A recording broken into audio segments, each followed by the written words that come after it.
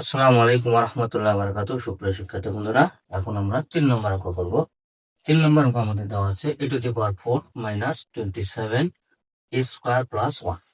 তাহলে এটাকে আমরা ভেঙে নেবো আগে এভাবে যে a square whole square minus 2 a b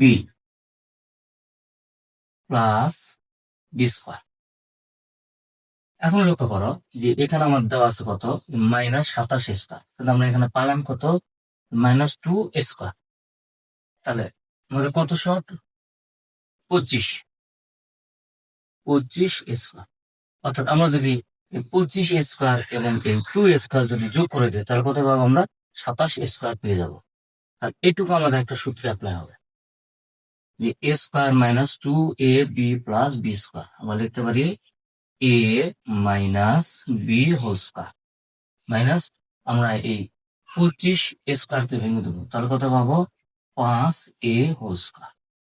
এখন এটা আমাদের উৎপাদকের সূত্রে অ্যাপ্লাই হবে যে a square minus b square, square minus b square. তো আমাদের স্কয়ার মাইনাস বি স্কয়ার সমান কি লেখা যায়, এ প্লাস বি ইন্টু এ মাইনাস বি।